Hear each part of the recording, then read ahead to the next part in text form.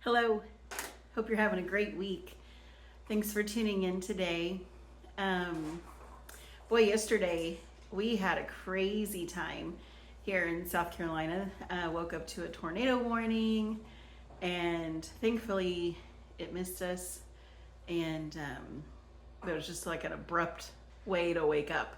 And then the day ended with an issue with our washer.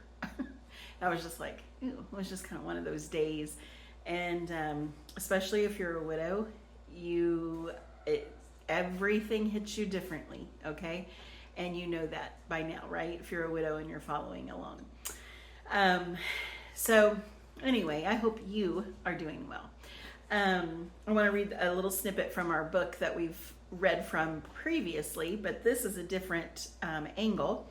So this is A Widow's Journey by Gail Roper. When my father died, my mom imploded emotionally.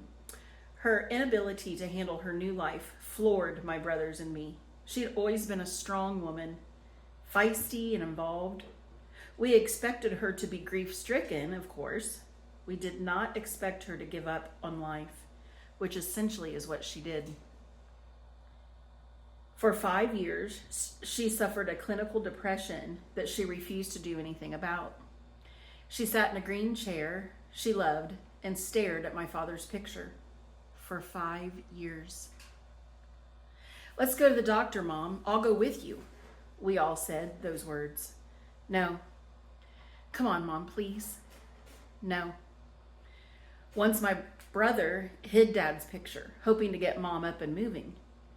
All he got was her anger and a demand that it be returned.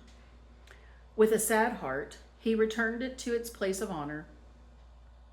Little by little, she allowed her world to shrink to the living room and that picture. It broke our hearts that we and her grandkids weren't enough reason for her to attempt to find a new life. When my Chuck died, I determined I would not follow Mom's example. I don't like being a widow, but I choose to live with purpose in spite of the pain. Jeremiah 29:11. "For I know the plans I have for you, declares the Lord, plans to prosper you and not to harm you. Plans to give you a hope and a future." And Joshua 1:9. "Have I not commanded you? Be strong and courageous. Do not be afraid. Do not be discouraged. For the Lord your God will be with you wherever you go." I want you to think about where you are in your walk in widowhood. And I knew in the beginning I had to keep going for my girls, for our girls. And I had no idea what was going to be coming down the pike. I had no idea what I would be feeling. I just knew I didn't want them to have a mom who stayed stuck, and nor did I want them to have a mom that wasn't dealing with the loss of the magnitude that we were feeling and experiencing. And so I don't think that I ever even took a day that I just stayed in bed. I don't think I did. That's not to say that there wasn't an area that was very difficult for me to move through, and I'll talk about that. But wherever you are, and I don't care if you are 25 or 100 and you have lost your spouse, you're going to need to have purpose. Find purpose again. So it could be your children. It could be your grandchildren.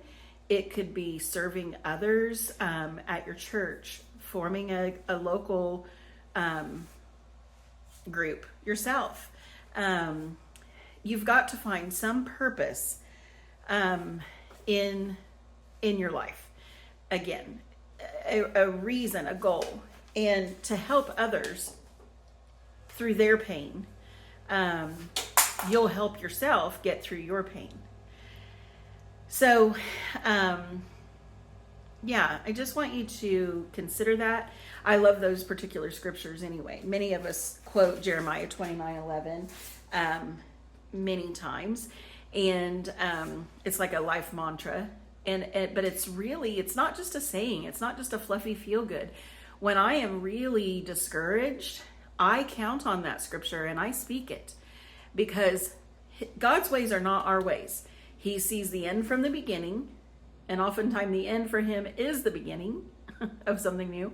And I have to remember that. Sometimes I have to write that out. Jeremiah 29:11. God says, "For I know the plans I have for you, plans to prosper you, to give you a hope and a future." Yes. So that being said, be encouraged, and also Joshua 1:9, which we read, be strong and courageous because God is with you. And that had become our family life verse for many, many years. And then when Bob was in the hospital, I had a big poster made, written out with that scripture, and I would tell the nurses, read that to him, and I would speak it to him, because as he was on the other side of those hospital walls, and we couldn't get to him, we were speaking and praying that over one another, right?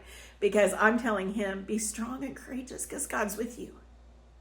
And he was reading that as he was praying for others during that time, and speaking that back, or in his spirit, right? He couldn't talk, but he was praying that back to us.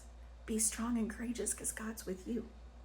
And I'm speaking that to you as well. Be strong and courageous. This is the hardest thing. Widowhood is a hard walk. But God is with you. That's my gift for you today.